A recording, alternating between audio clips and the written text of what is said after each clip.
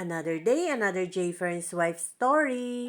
Maganda na nga ang panahon at nainit na. Mag-isa lang akong nagpapatuka ng manok dahil si Jayfern ay wala dahil nag-e-exam ang aming mga scholar. Ganyan nga ang mga manok namin kapag nagpapatuka ako kaya binibilisan ko magpatuka para hindi sila magkagulo. Baliligalig kasi itong mga stag na nandito sa amin lalo na itong mga nasa scratch pen. Nilalagyan ko nga ng patuka lalo na itong nasa kulay green na scratch pen dahil minsan ay naiipod niya ang scratch pen niya. Magaan kasi ang scratch pen na kulay green compared sa kulay pula. Ito namang mga nasa multi-purpose pen, okay lang magligalig sila dahil hindi sila dyan makakawala. Napakagagana ngang kumain ng aming mga manok at mabilis nilang nauubos ang kanilang mga patuka. Kunti lang naman ang pinapatuka ko dito, hindi pa ako tapos magpatuka sa kanilang lahat. Yung iba ay ubos na agad ang patuka.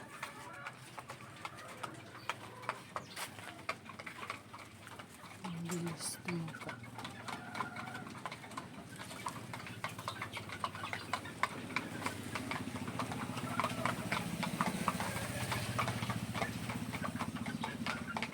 Dito nga sa dulo ay halos wala ng patuka at ito namang mga nasa scratch pen ay wala na talagang patuka bago pa man ako makatapos mag-video. Ubus na agad nila yung patuka.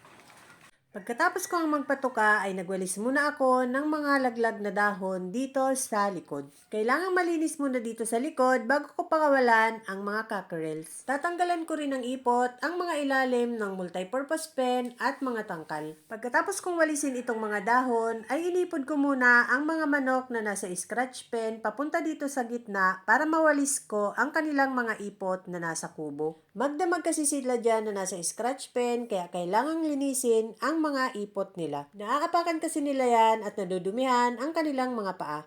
Pagkatapos ay inumpisahan ko nang ang walisin ang mga ipot sa ilalim ng battery cage at mga tangkal.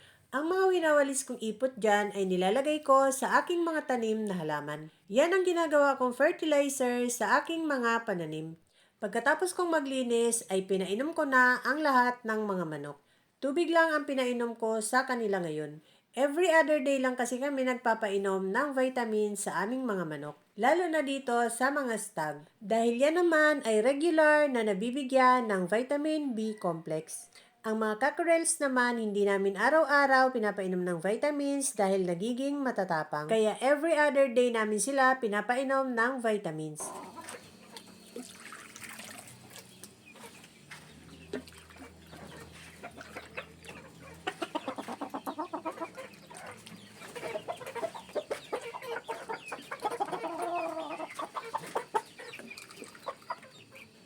Pagkatapos ko magpainom ng mga manok ay pinakawalan ko na ang mga cockerels na nasa brooder. Malalaki na nga iyan pero nasa brooder pa rin dahil wala kaming mapaglagyan. Palalaki-lakihin lang namin yan bago namin dalhin sa range area.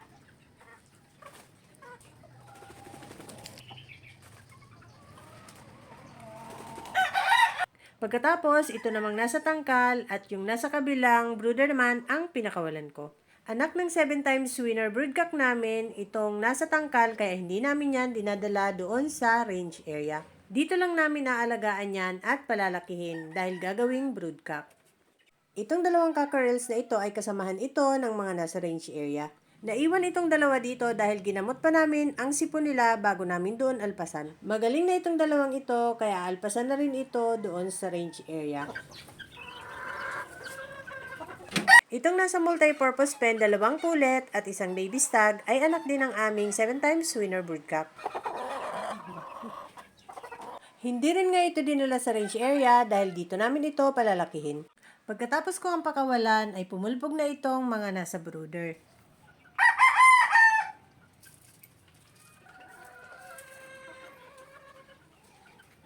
Naka-scratch pen nga itong anak ng 7 times winner broodcock dahil nangahabol yan ng mga kasama niya.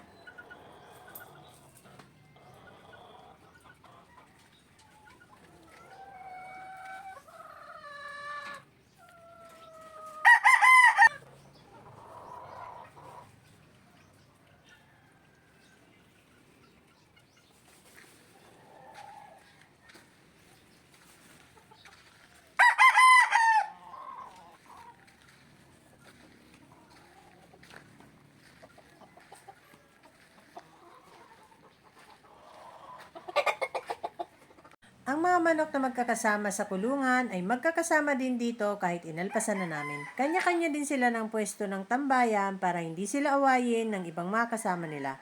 May bagyong paparating lang at kapag gumanda na ulit ang panahon ay idadali na ulit yan doon sa range area. Mga habol.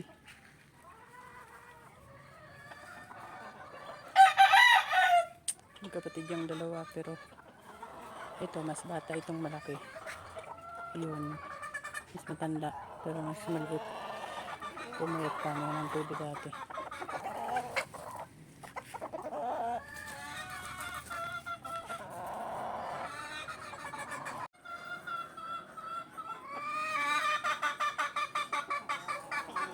Ang ingay. Sobrang ingay na naman ulit nitong aming Dingfair 5K sweater. Kakak ng kakak. Maya-maya yan ay mangingitlog na ulit. Itlog na. Bago nga magtanghali ay nakita kong may itlog na itong Dingfair 5K sweater. Masipag na itong mangitlog kahit maulan ay nangingitlog siya. At dahil hindi nga ito binababahan, ang kanyang itlog ay inuulam namin.